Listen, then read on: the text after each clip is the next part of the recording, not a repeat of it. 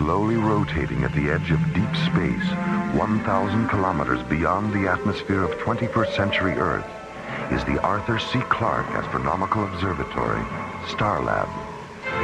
Here, Starlab Research Director Maura Cassidy and scientists and technicians of the International Space Authority watch over the countless stars and planets that fill the silent distances beyond the giant space station.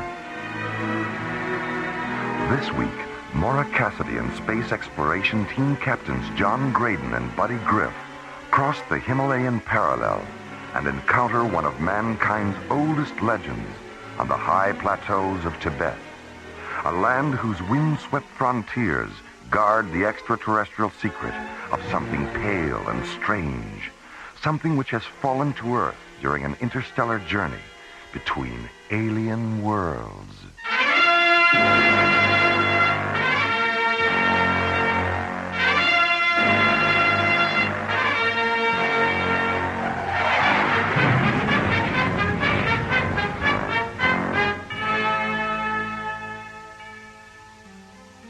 At the International Space Authority Command Center on the North Shore of New Chicago's Lake Michigan, ISA Commissioner White sits in his 21st story office discussing the construction of a new spaceport with ISA Project Director Brian Phillips. We're talking about a spaceport that will occupy 300 square kilometers of land area, Commissioner. And of the 4 available locations, only the Baja Peninsula coastal site and the South Pacific Island site are situated on or near large bodies of water. Well, we both know the advantages of having spaceports near the water. Let's take another look at the pre-construction profile tapes for the Baja site. Commissioner. What is it, Katie? Comm Center has a transmission coming through from the ISA tracking station at Tikal, Tibet. It's Major Lewis. Says it's urgent. All right, I'll take it in here. Patch him through. All right. Commissioner White? I'm here. Go ahead, Major. There's an alien spacecraft down in the Himalayan parallel, about 400 kilometers south of here. You're sure it's alien? Yes, sir. We tracked it from atmosphere entry to impact and recorded a full magnification scatter visual. Any chance of a storm covering up the alien ship with snow? Yes, sir, there is. That's why I flew a recon shuttle over the crash site this morning and dropped a radio marker beacon. Good. All right, Major Lewis. Fly down to LaSalle and check in with our regional science complex. Then arrange an audience with the High Lama and get his permission to send an ISA investigation team to the crash site. The team will be coming from India, so they should be there within 12 hours. Yes, sir. I'll leave right away. ISA tracking station TT1 out. Katie? Yes, Commissioner. Put me through to Professor Samavati at the ISA Annex in Calcutta. Yes, sir.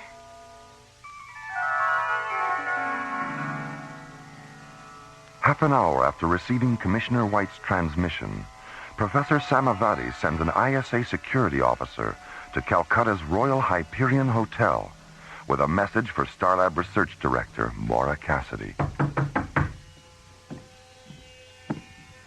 Who is it?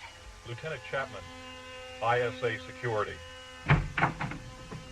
Dr. Cassidy? Yes? I have a message from Professor Samavati. Thank you. Well, that's the end of our vacation. Has transportation to Lhasa been arranged? There's an ISA priority shuttle waiting at the Rasalila spaceport. Good. We'll be there in half an hour. Goodbye, Dr. Cassidy. Have a pleasant journey. Thank you. Tibet. We're going to Tibet. Come in. Good morning, Maura. Good morning, buddy. John. We just passed an ISA security officer in the hall. What's up? We're going to Tibet. ISA orders. To Tibet? An unidentified alien spacecraft crashed in the Himalayan parallel last night. Commissioner White wants us to investigate. Oh, but we're on vacation. I know how you feel, buddy. I had the same reaction. Then I started thinking, this might be the only chance we'll ever have to meet the High Lama. Yeah. And maybe find out how he got so high. Oh, buddy.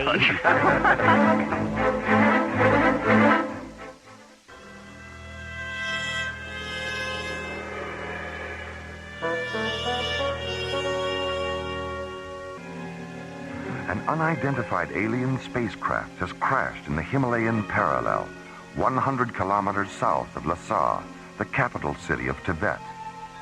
After being notified of the crash by an ISA tracking station, Commissioner White sends a message to Calcutta, ordering Maura Cassidy, John Graydon, and Buddy Griff to interrupt their vacation and investigate the incident.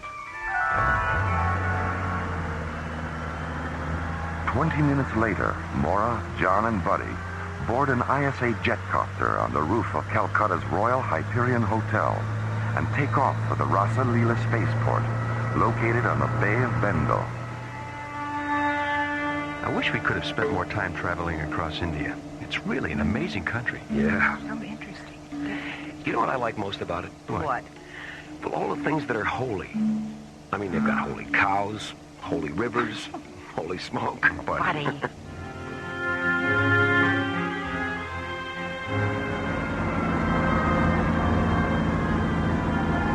10 minutes later, the jetcopter lands at Calcutta's Rasa Leela spaceport, where Maura, John, and Buddy board ISA Priority Shuttle 19.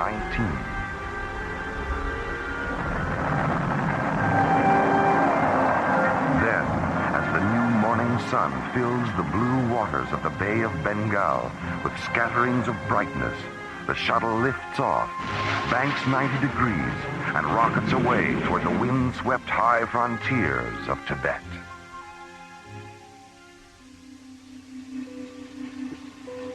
Lhasa Control, this is SCT Captain John Graydon, piloting ISA Priority Shuttle 19. Are you tracking us? Affirmative, Captain.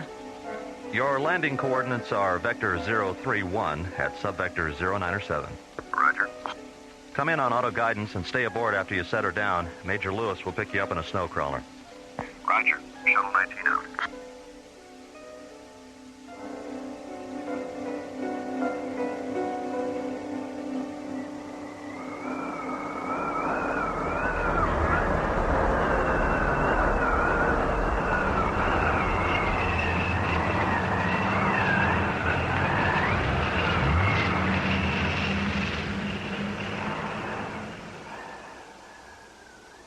Would anyone care for more tea? Oh, thank you. I wouldn't mind another cup, Major. Here you are. Thank you. Well, when are we scheduled to see the High Lama? I don't know yet.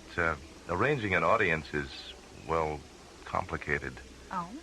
He rarely gets involved with the official business of the material world. An inner circle priest named Chang usually handles that. Well, when can we see Chang? We can leave for the Lamasery just as soon as Dr. Cassidy finishes her tea.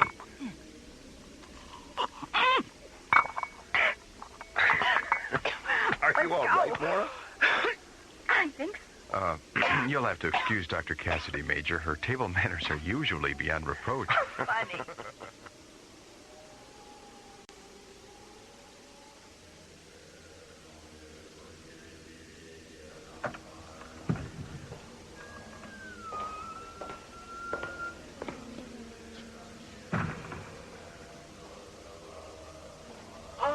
Major Lewis, good morning. Good morning, Chang. Good to see you.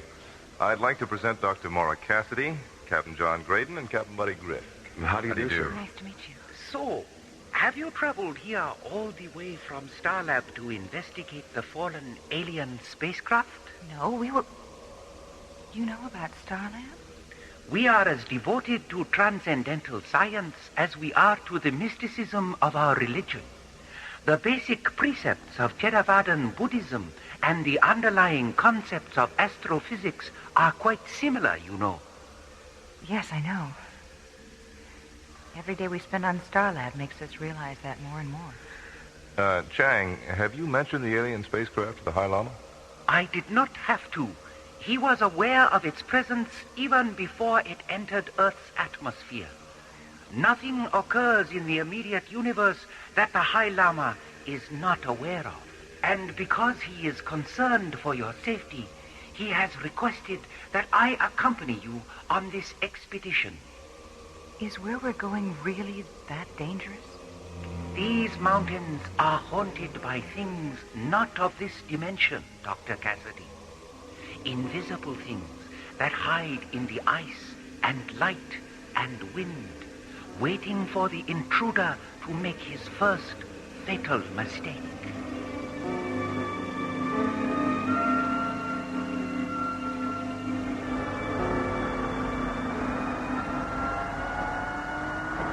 Two hours later, Priority Shuttle 19 lifts off from the ISA Science Complex near LaSalle. At an altitude of 30,000 feet, John turns the shuttle due south and jets toward the snow-swept Curacao Plateau, deep inside the Himalayan parallel. Major, what's the frequency of the marker beacon you dropped near the alien? 94 megahertz. 904. Well, there's the signal. Correct to 109er, Skip. 109er, right. Okay, we're right on the money.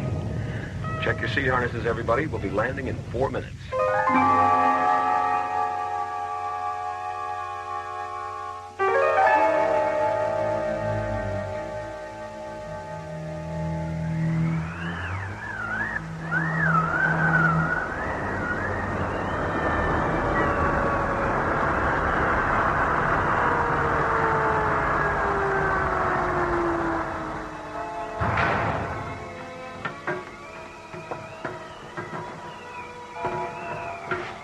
Not very big, is it? No. Buddy, are you thinking what I'm thinking? That it looks more like a multi-atmosphere drone than an interplanetary spacecraft? Yeah. What makes you think it's a drone? The size, for one thing. It's only about 12 meters long, so it couldn't have carried more than 10 or 15 minutes worth of fuel. Yeah. And look at the thruster nozzle. That kind of residue is a byproduct of short-range solid propellant, not long-range liquid. Well, the only way we can be certain is to take a residue sample into the shuttle and analyze it. Okay, I'll get the...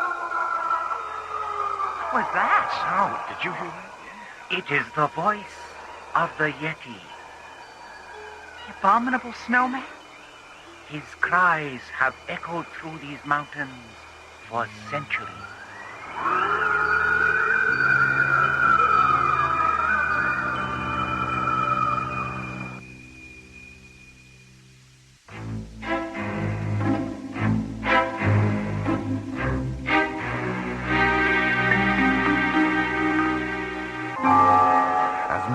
John and Buddy prepare to analyze an exhaust residue sample from the fallen alien drone. The cold Himalayan wind carries the sound of something wild and unearthly across the Curacao Plateau.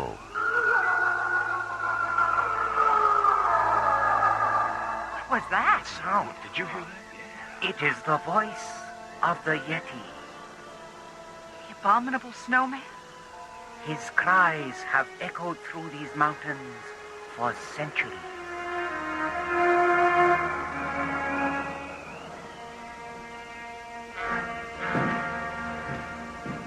You two still at it? Laura, I thought you were asleep. I tried, but... What time is it?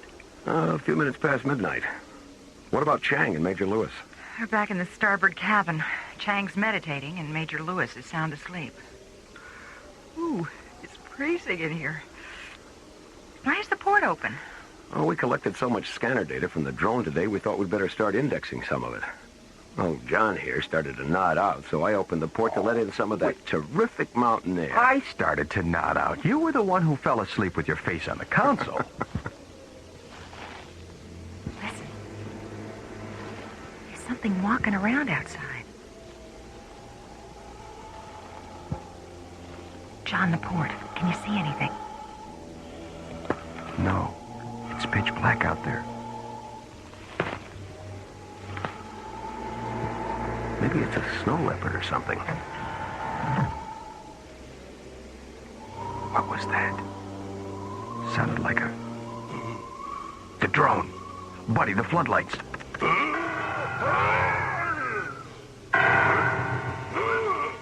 God, it's a Yeti. Let's get out there. blasters, buddy. Right.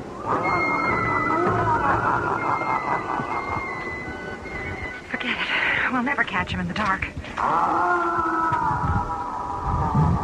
Look at that. He opened a hatch in the drone.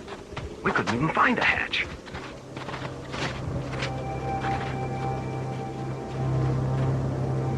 Boost me up, Skip. What's inside, buddy? Racks full of spare parts and tools.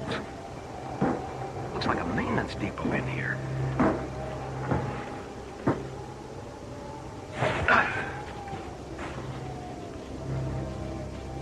What are you thinking, Mara? Well, it's obvious he wants those spare parts and tools. I'd like to find out why. You're the only one. Let's try and get some rest. We'll track him with a portable life form scanner when the sun comes up. The invisible fingers of the universe move across the ebony sky. Night slides away like soot rubbed from glass. The misty gray spaces fill with thick veins of purple, red, and rose.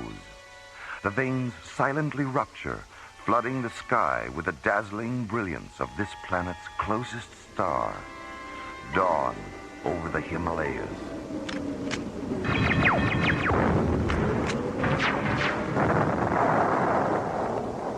Okay, the laser pistols check out. Let's test the life form scanner. Stand over there, Mara. Okay, come on back. Okay, is everyone ready? Right here. Chang? We are about to cross into an extremely dangerous area. Deep crevices and chasms are hidden beneath the snow. So follow in my path and walk only where I walk. All right, don't worry. Lead on.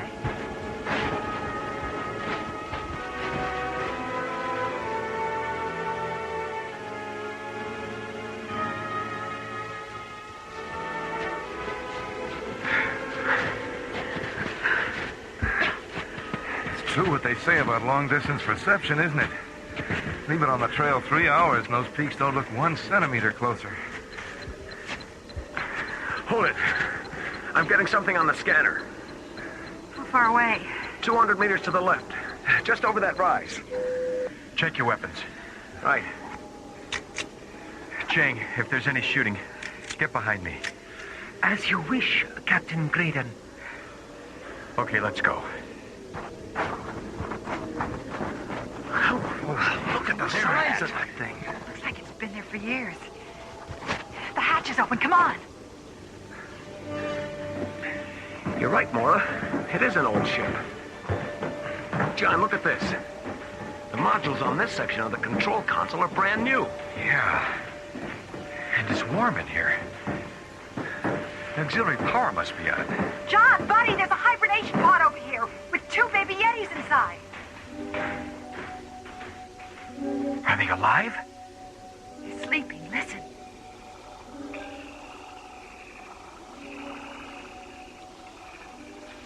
Hold on a minute. There's something outside.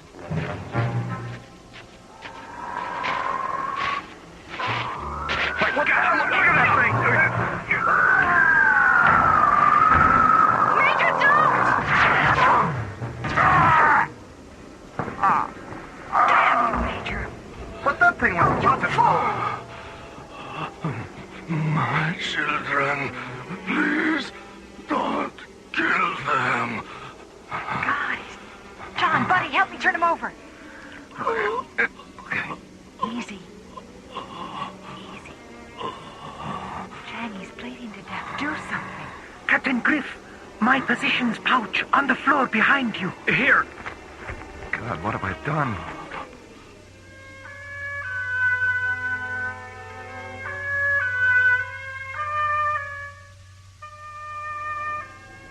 There were 50 of us on the journey to a new colony on the far side of your sun.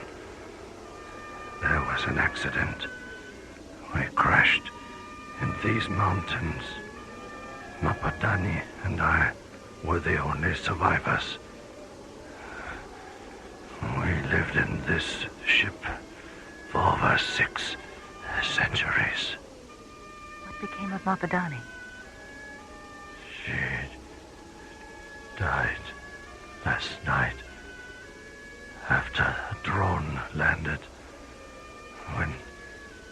When she saw it, she said she was happy that our children could now return to Nomalaras, our own world.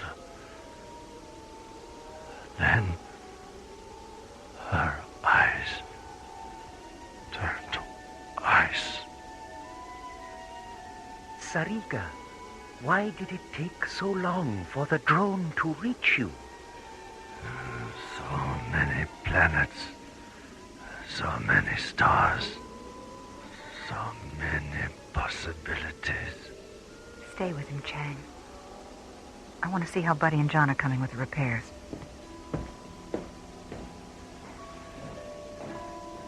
Take my hand, Chang. I sense something of me in you.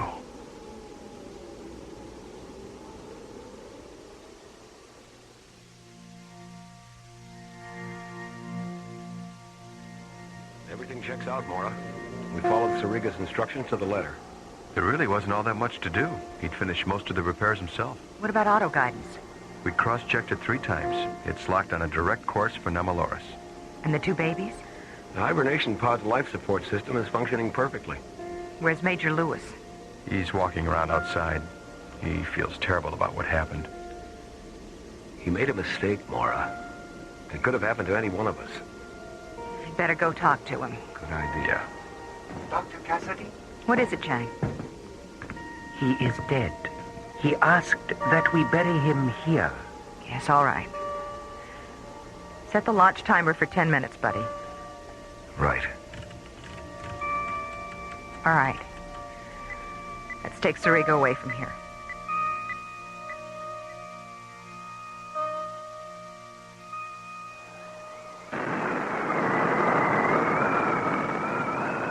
Goodbye, little guys. Good luck. I wish I could think of something to say. Your sorrow about taking Sariga's life is much greater than his was about losing it, Major. You were afraid. Sariga understood that. And his was a spirit that believed in forgiveness. That kind of spirit will rise up on this planet one day. But not until this world comes to terms with the next world and realizes, like Sariga did, that life isn't everything. Nothing is.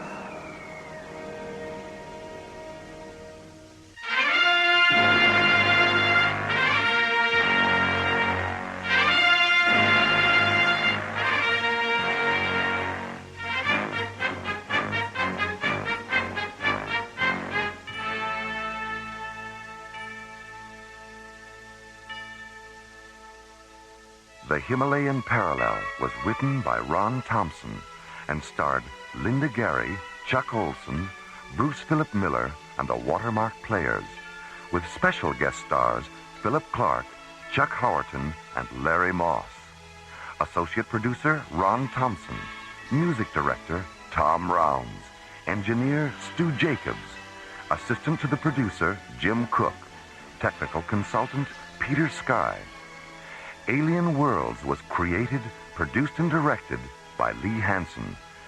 And so, until next week, this is Roger Dressler, inviting you to join us for our next adventure from the elsewhere and elsewhen of Alien Worlds.